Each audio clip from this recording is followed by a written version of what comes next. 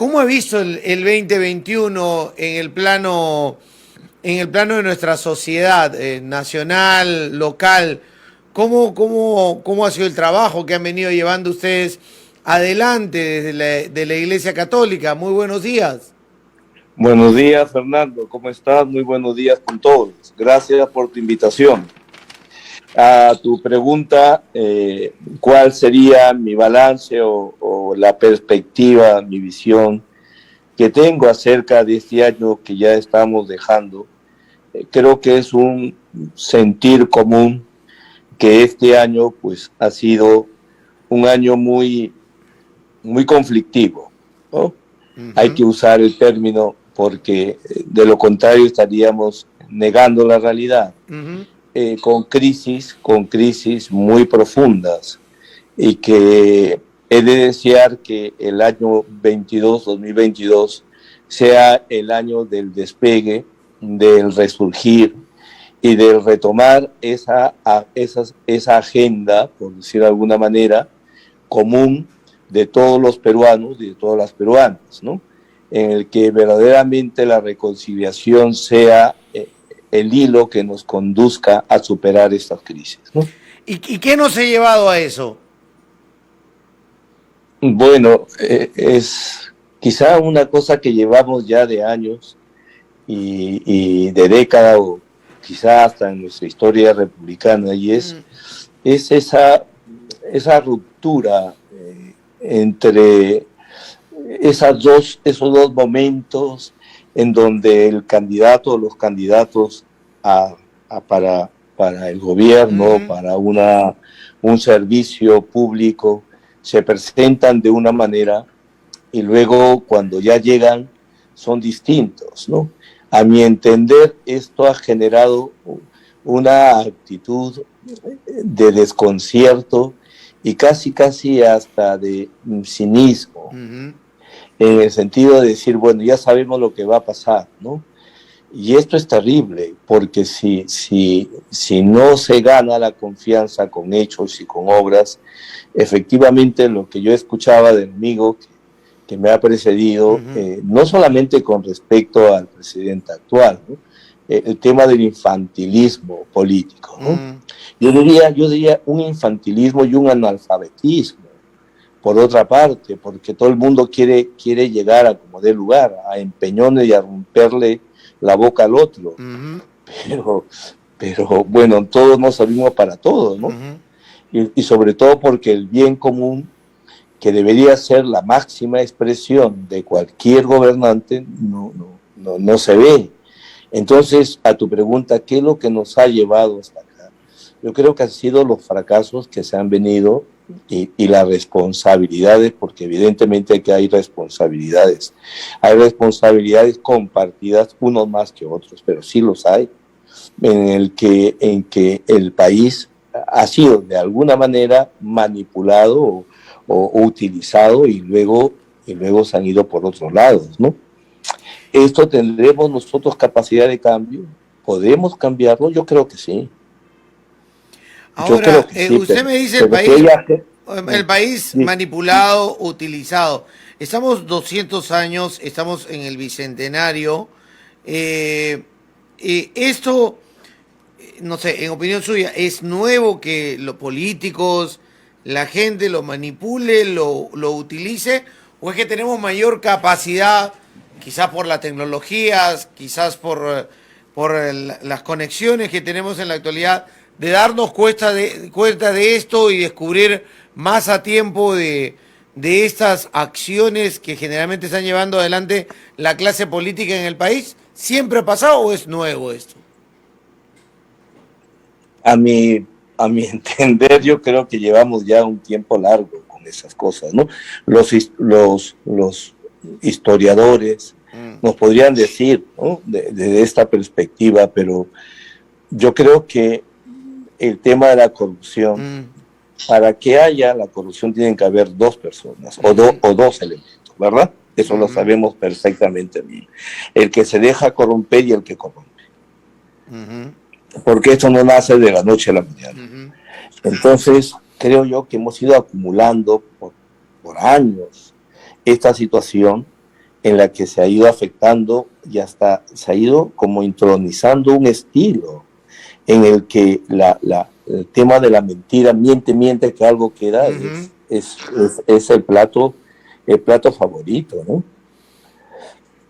Quizá mis expresiones pueden sonar un poco duras, ¿no? Ujú. Pero, pero yo pienso que si queremos hacer una reflexión, tenemos en primer lugar que reconocer cuáles son nuestros errores, ¿no? Porque si Ujú. no, claro, tiene que haber un diagnóstico. Si uno va al médico es para que lo revise, ¿no?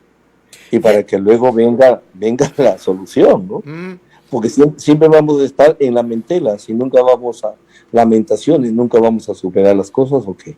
Ujú. Ahora, en esta situación, es decir, tomando como base el tema de la corrupción y las gestiones, ¿no? Porque hay hoy una política, usted lo ha dicho, el miente, miente, que algo queda, el tema referido a acciones políticas que están, digamos, más vinculadas a destruir al enemigo, ¿no? Al destruir al competidor, al que me puede quitar el cargo público, al que perdió las elecciones y busca desestabilizarme, que buscar lo que verdaderamente la política debería hacer, que es el bien común, es decir, el buscar que nuestras ideas, nuestros proyectos lleguen a la población de la gente, sean quizás votados, elegidos, designados y desarrollarlos en buena lid y buscar que el beneficio sea para las mayorías y no para pequeños grupos. Hace buen tiempo que venimos comentando esto acá en la radio sobre qué es lo que queremos, por ejemplo, de ciudad, qué es lo que queremos de región, cómo queremos desarrollarnos, qué es lo que queremos de país, y lo que encontramos es broncas, enfrentamientos y señalamientos, y no búsqueda de consensos y de unidad y de criterios para sacar adelante nuestra región. Sí, yo comparto contigo plenamente, porque si algo falta es ese sentido de fuerza, ese sentido de unidad, no de uniformidad, pero sí de unidad en lo que es fundamental. Y como yo te señalaba, el bien común es lo más Ujú. fundamental, es lo básico. Pero claro, aquí aparece algo, y tú lo hacías notar, ¿no? El tema de que a veces uno llega, el otro se lo quiere bajar, pero eso tiene un nombre, ¿no? Que es envidia. Y la envidia es terrible. Porque por ese motivo, por la envidia, se teje y se manejan cosas que son terribles, ¿no? Ujú. ¿Por qué? Porque yo no he ganado y no somos capaces de mantener una agenda que perviva por encima de un candidato de turno. Y eso todos lo sabemos bien, ¿no? Esto no es un Mm. secreto, ¿no? Y yo pongo un ejemplo un tanto así común, pero yo siempre me he sentido en la cola y cuando ya estoy llegando a la puerta me vuelven a colocar al final. Y estamos siempre haciendo colas y Ujú. colas y colas y nunca damos vuelta a la página, ¿no? Yo creo Y que... en qué momento nuestra sociedad se ha convertido así? Yo no la sentía de esta manera. Yo la sentía Mm, diferente, es decir, sentía más ese tema de grupo, de sociedad, ¿no? La iglesia propugna mucho este tema, mm, pero hoy la veo individualista, lo mío, yo, y quizás mi familia. Eso es lo que usted menciona de la envidia. Quiero lo que tiene el mm, otro, ¿por qué? También vamos a ser materialistas, ¿no? En ciertas cosas, pero mm. ¿en qué momento hemos pasado?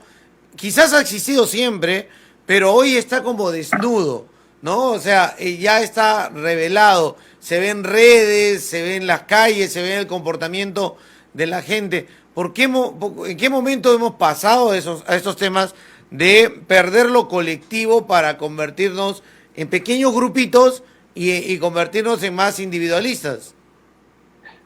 Una lacra histórica es el paternalismo, ¿no? Ya.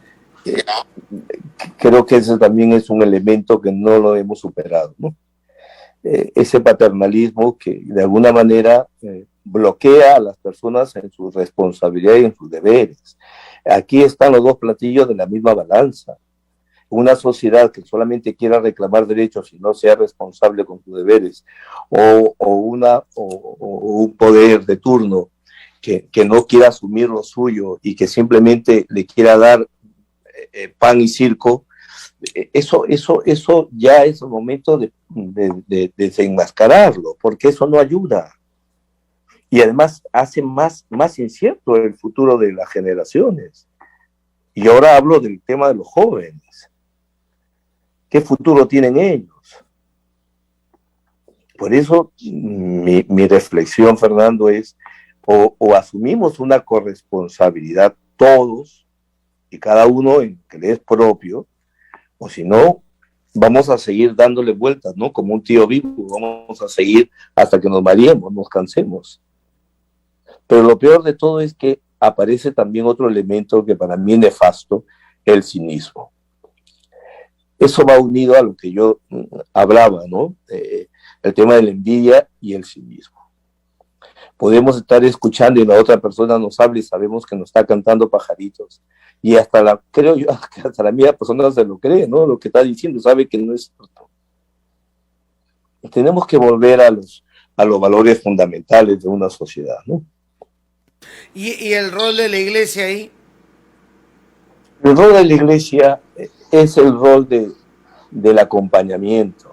Yo pongo el ejemplo del Papa Francisco, cuando él utiliza esta imagen muy plástica del pastor. Yo quería decirte algo, el tema bíblico del pastor no está referido porque la imagen del pastor no está exclusivamente en el Nuevo Testamento, aparece en el Antiguo Testamento. Y en el Antiguo Testamento obviamente no existe el sacerdocio católico, pero sí existe la figura del pastor, que era referida, por ejemplo, al primer rey, a Samuel. Y Samuel a Saúl, perdón.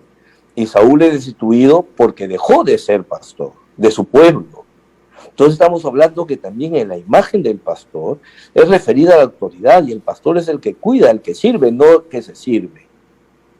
Entonces, refiriéndose a esta imagen, el Papa dice que los pastores, ya en sentido amplio, podríamos decir que es el que asume una responsabilidad al servicio de cualquier connotación política, civil, religiosa, debe estar unas veces adelante guiando el rebaño, o la población, por decirlo así, o la comunidad, la sociedad.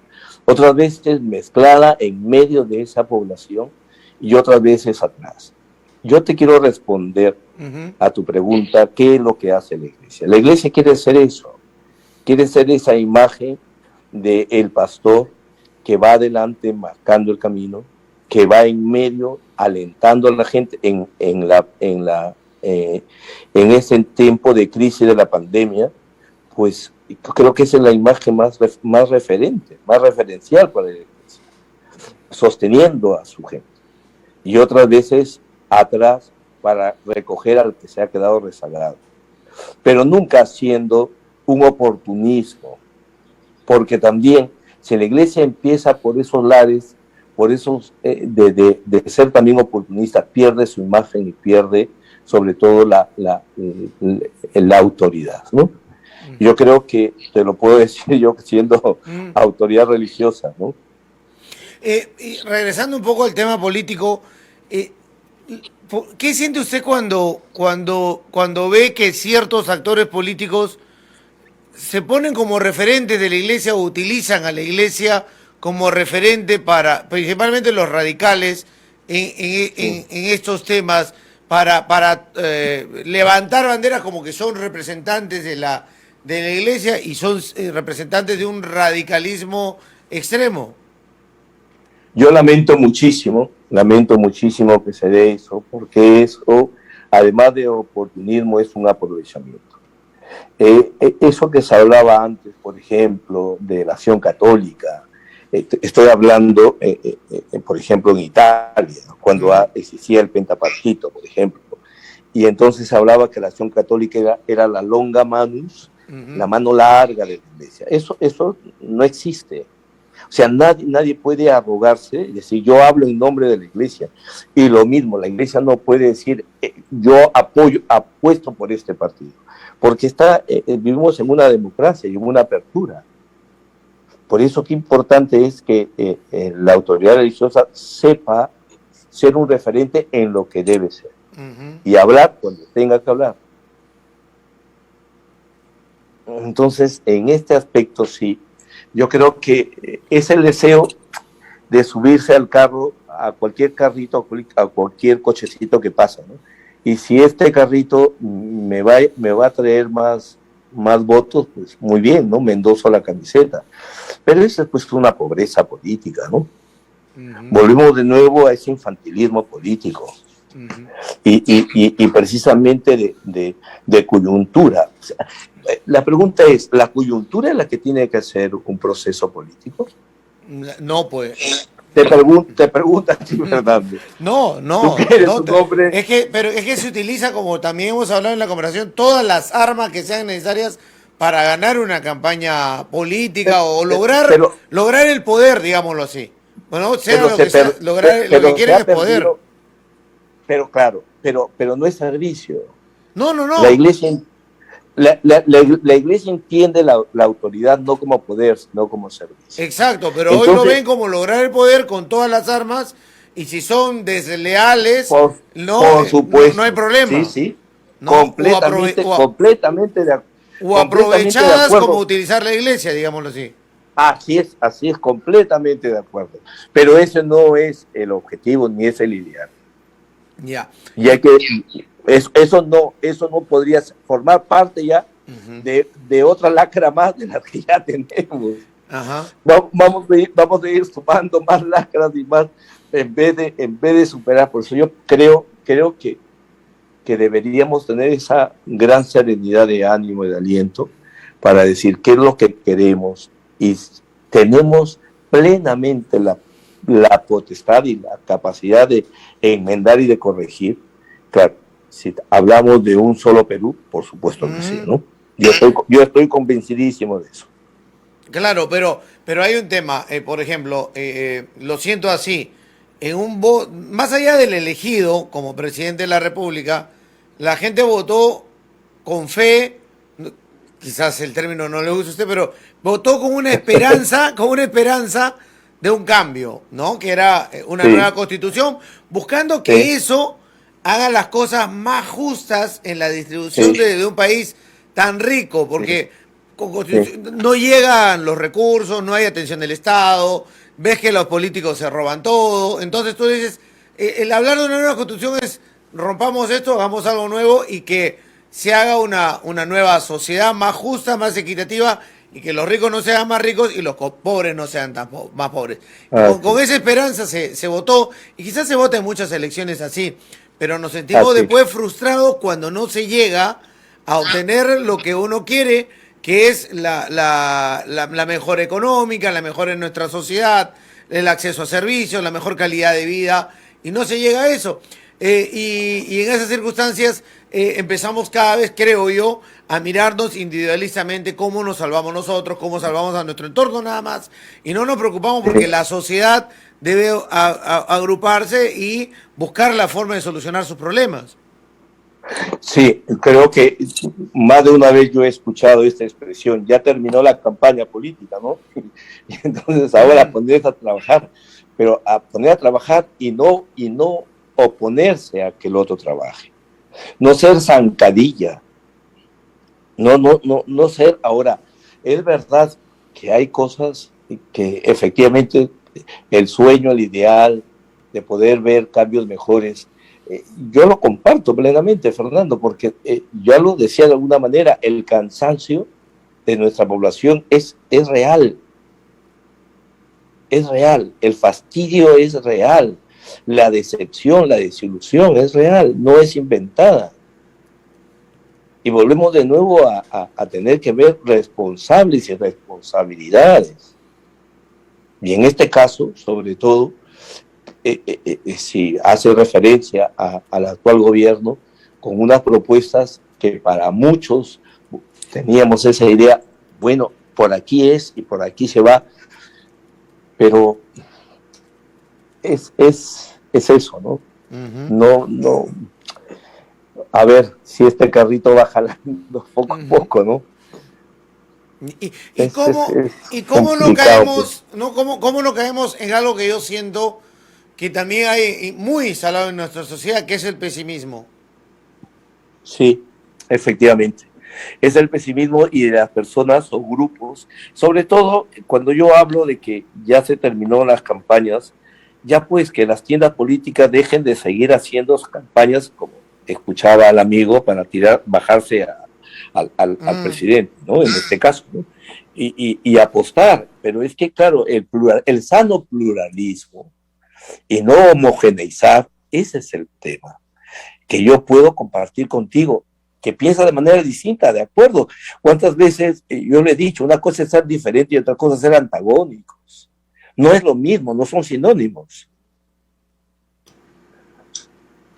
Entonces, si una tienda política va a llegar a eso y luego ese pesimismo, o luego resulta que después que los acérrimos enemigos se vuelven amigos porque hay algo ahí de por medio, o sea, hay cosas que amerita una reflexión muy pausada, muy serena, ¿no? Porque si no estamos siempre dando la vuelta a las mismas cosas, ¿no? ujú. Y en el caso, yendo un poco al tema sanitario, al tema de salud, ¿cómo lo ha visto? ¿Cómo ve esos temas de ir avanzando en el tema de la vacunación, de llegar a cierta nivel de vacunas en el sur del país? Ánimo que están bien posicionados en esos Mm. temas, habiendo todavía algunos grupos que no quieren protegerse o inocularse, digámoslo así, y que personalmente me parece que no piensan en lo colectivo. Entiendo razones, escucho razones, pero creo que más es que por creencias, que por lo que está demostrando la ciencia en lo que está sucediendo. Pero ¿qué nos está pasando ahí? ¿Cómo ve este tema? Yo pienso que vendría a ser como un resultado de los polos, de las oposiciones, de las posturas que se generaron al inicio de la pandemia, cuando uno sabía cómo era la cosa, y se generó una psicosis colectiva, un miedo que empezó a hacer eso, precisamente de la conducta. Y luego aparece el otro extremo, Uh ¿no? El otro extremo, y el otro -huh. extremo es descalificar las medidas que se están tomando para superar esta pandemia, ¿no? Entonces, creo yo que tanto una postura como la otra tiene mucho de error, Uh -huh. tiene mucho de error. Ahora, vamos a tener casi un tercer año, ¿no? Uh En la -huh. pandemia, Uh ¿verdad? -huh. Si llegamos a marzo, ya marcamos un tercer año. Bueno, ¿qué hemos sacado de estos 2 años? ¿Cómo podemos ser más responsables en cómo llevar entre todos esta cosa para sacarla adelante? Pero todos, pues, Uh -huh. todos. Pero en base a que se diga la verdad y que también se deje ese espacio de la corresponsabilidad y la madurez de los ciudadanos. ¿Cómo vamos a superar lo que a mí mucho me preocupa, es el síndrome post pandemia? Uh -huh. Ese es para mí un punto neurálgico y me permito decir que ese es el gran ausente en las políticas sanitarias Uh -huh. de la pandemia a nivel mundial. Se han confinado a la gente, ha quedado la gente, muchísimas personas, no solamente mayores, Atlanta. El problema de la soledad, ¿no? Y de las enfermedades mentales está ahí. Vamos a volver a ser una sociedad que sueñe con futuro, con alegría, pero el pesimismo se nos está llevando a la gente. Uh -huh. Y si se sigue con esta política de meter miedo, ya la gente ya no quiere salir de la casa. Uh -huh. Y la depresión está campeando. Va a ser también una pandemia la depresión. En eso no se ha hecho nada en todo el mundo, en Perú menos todavía. ¿Te das cuenta? Yo te digo como sacerdote. No, claro. Entonces, viendo a la gente con toda esa situación que ha quedado tan afectada, se añade la muerte de sus seres queridos, los problemas del país, la falta de trabajo, sea de una persona o del nieto de quien fuere, y esa persona mayor, el agobio le sobrepasa. ¿Cuántos me han dicho, yo ya no veo noticias? Porque ver noticias es ver al cuco. No lo digo por la radio, por favor, ¿no? Pero estoy hablando de todas estas cosas que acontecen. O sea, creo que tiene que llegar un momento en que las cosas vayan por otro lado, ¿no? ¿Le puedo contar algo íntimo porque nadie nos está escuchando? Pues... Ayer en la noche, 1, 2, 3, 4, 5, 6, 7 personas de mi familia, más mi abuela, que le decimos nona, mi abuela estaba descansando, durmiendo en su habitación, pero estábamos 7, 8 jugando Monopolio. Y matándonos de risa, preparando algunas cositas. Cuando en cierto momento alguien le pregunta a mi abuela, nona, quizás me está escuchando, te mando un beso, nona. Le pregunta, nona, ya es tarde, porque eran las 9, ¿no te estamos molestando? Y ella respondió, no, me da alegría escucharlos reírse y que estén todos juntos compartiendo en la mesa. Ya ves. La verdad que a mí me emocionó cuando mi familiar repitió eso y seguimos un rato más, ya un tecito, algo así como siempre se acostumbra y nos retiramos, pero o sea, esas cosas qué importantes son, ¿no? Claro. Cómo te llenan, cómo te cargan de energía. Y yo terminaba la reunión y decía, no saben cómo me he reído, cómo me he desenchufado, cómo el celular ha estado por allá, o sea, pequeñas cositas que podemos hacer en familia. Gestos. Que los gestos, las acciones, cómo nos unen, ¿no? Sí, y yo creo que debemos recuperar hacia lo simple, lo sencillo. No lo simplista, pero lo sencillo, el escuchar la sonrisa de un niño, la ocurrencia de un adolescente, el poder escucharnos, volver a escucharnos.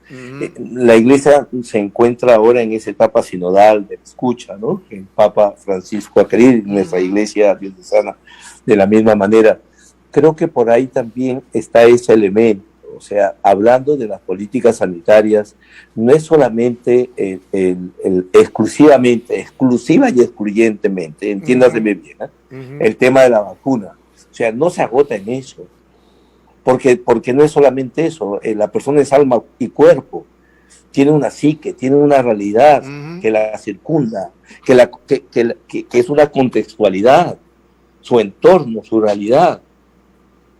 Entonces solamente vamos a mirar esto por el ojo de la puerta y que todo va por ahí.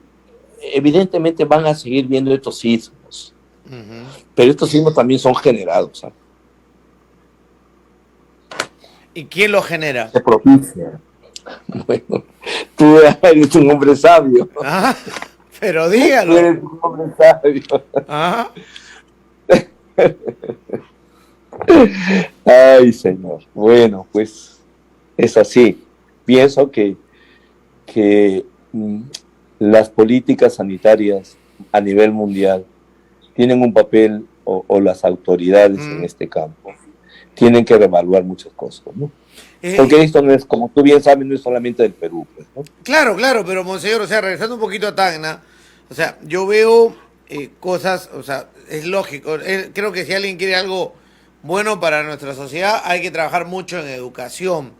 Los valores de la iglesia y de otras iglesias son importantes rescatarlos por los mensajes que dan, ¿no? Por los mensajes que llegan, ¿no es cierto? Y en educación y trabajan mucho el tema de valores, el tema de familia, ¿no? El tema de la comunidad, el tema de hablar de nosotros, no de yo. Y esos temas en educación tienen que estar. Y yo no sigo, bueno, sí lo entiendo, sé qué están haciendo, están robando, están en corrupción.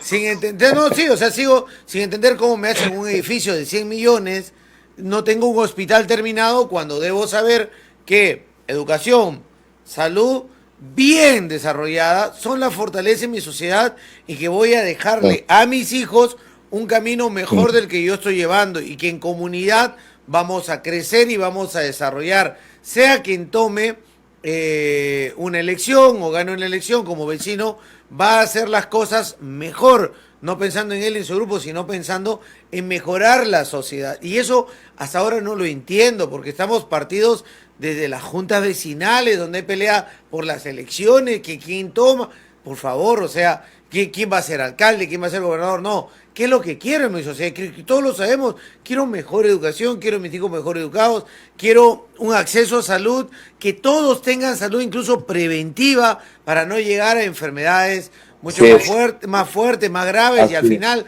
o sea, eso creo que no vamos a descubrir la pólvora. Educación lucha y te ayuda a luchar contra la delincuencia porque educas mejor a los chicos, ¿no? Y si hay delincuencia, pues bueno, actuar contra esa delincuencia, pero también tratar de encaminar cuando recién alguien cae en delito o puede caer en delito, traerlo hacia acá. Y hay temas como el que usted ha tocado. Yo, en mi opinión, deberíamos tener un psicólogo por barrio, un psicólogo por colegio y trabajar y hablar, que no está malo ir ahí, y trabajar más temas que usted los maneja muy bien, que son los de la filosofía, enseñar a la gente a pensar. Así es, pero volvemos de nuevo a algo fundamental, básico, vacilar. Está de por medio, o se piensa de verdad, que cuando uno quiere o cree que puede llegar a un cargo, lo hace para el bien común. Volvemos de nuevo, o sea, volvemos al mismo punto. ¿Qué se entiende por el bien común ahora? Es que algunos entienden el bien común, el bien de su grupo y están confundidos ahí, pues. Bueno, pero ya es hora, pues, de un poco de despulgarse, ¿no? Ya es el momento de despertar. Es momento de despertar. No podemos seguir repitiendo los mismos errores y las mismas cosas año tras año. Vuelve de nuevo ese cansancio que yo te hablaba, ¿no? Vuelve, y ese cansancio hace que ya uno no crea, pues, ¿no? Pero bueno, muy bien, Fernando. ¿Qué haría dos finales? ¿Qué haría Jesús en esta época? Bueno, el Señor fue también hijo de su tiempo, fue hijo de Dios y fue un hebreo, no nos olvidemos también. Es hermoso ver cómo Jesucristo no quiso excentricidades y exclusividades para él. Él no es que dijo, yo paso, yo me voy a Salón VIP, ¿no? Fue hijo de su tiempo, patoneó las calles, se vistió como los demás, aprendió, se dejó enseñar por los demás. La figura de la persona no petulante. Es la imagen de una persona que se hace igual que las demás y que no aprovecha el cargo para subirse. Ese es el punto fundamental. Pero eso se necesita, lo que tú decías, valores. Y se necesita una filosofía, es decir, se necesita un estilo, que eso lo hemos aprendido en casa, en familia. Tú hablabas de tu abuela, y yo puedo decirte lo que yo he aprendido en mi casa, que luego ya pudo hacerlo más pedagógico en la universidad, en el seminario, pero las primeras letras en el hogar, es donde uno se forma, es en casa. La sabiduría de la abuela, la sabiduría del abuelo, de los padres. Y la familia, hay que apostar por la familia, cosa que hoy en día la familia está por el suelo, ¿no? En cuanto a que no se le da esa fuerza, aunque no se le da ese valor, se la quiere traer abajo, porque se tendría que hacer todas las cosas. Tú hablabas de la medicina, de cómo ayudar, es eso.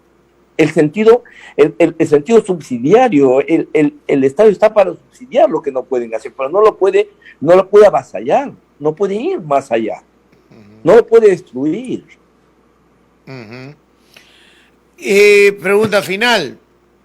Sí, ¿Quién provoca estas desigualdades? ¿Quién provoca este caos? Bueno, el corazón humano, ¿no? Decía la Sagrada Escritura, ¿quién conoce el corazón del hombre? ese caos que muchas veces cuando se anida, el Señor lo decía, ¿no? Decía, no lo que come te hace mal, te hace impuro, lo que sale de tu corazón, lo que sale de tu corazón dio una lista, pero larguísima el Señor Jesús. Purificar un corazón sano, un corazón arrepentido, un corazón purificado, un corazón convertido. Y pueden sonar mis palabras muy, no sé, cursis, ¿no? Pero yo creo que no. Tenemos que volver de nuevo a recuperar lo esencial. Monseñor, Y deseo de corazón. Dime. ¿Ve Netflix? No siempre. No, le pregunto porque hay una buena película, No mires arriba, y no sé si la ha visto. No.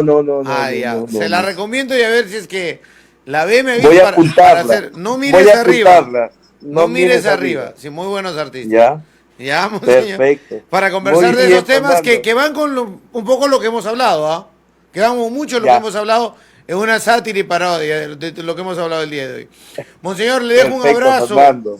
Muchas A gracias. ti, a tu familia, Gracias. a tus hijas, a todos, por favor, y a todos los trabajadores de la radio, un saludo muy grande y mi bendición. Gracias. Y a todos los hermanos. Un abrazo. Dios te bendiga. No le di feliz Navidad, Gracias. se la doy. Feliz Gracias. Año Nuevo también. Esperemos que sea mejor la Ya, próxima año. gracias. Gracias por estar con nosotros.